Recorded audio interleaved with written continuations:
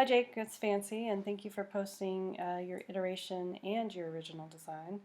That helps a lot to kind of jog my memory from last Wednesday.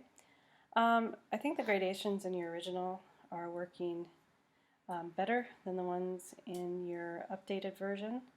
There's a lot of overallness. I don't think you mean these as interpenetration, as the organization of them would be kind of strange, and I don't see them reciprocated either. Here you had the composition divided up into 4 distinct areas, divided by this diagonal line and also by this one. And we talked about that intersection as being static movement. You've gotten rid of the intersection. That becomes static movement, but you're still compartmentalizing your composition into 4 different parts.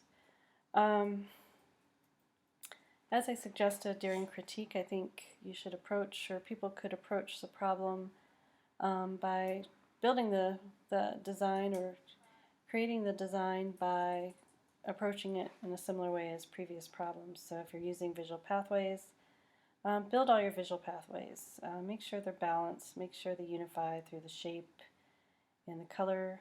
Make sure that if you're gradating within, you're gradating smoothly and without the appearance of overallness. So gradate from one perceptual opposite to the other, or from one perceptual opposite to the middle chromatic gray areas.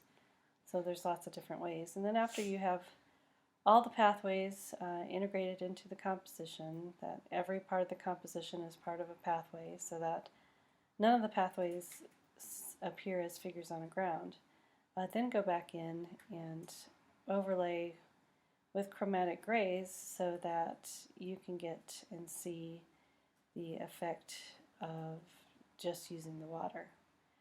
So just a little fire. You have a lot of fire still. You need just tiny amounts of fire and lots of chromatic grays. I hope that helps, and I'll look forward to your next iteration.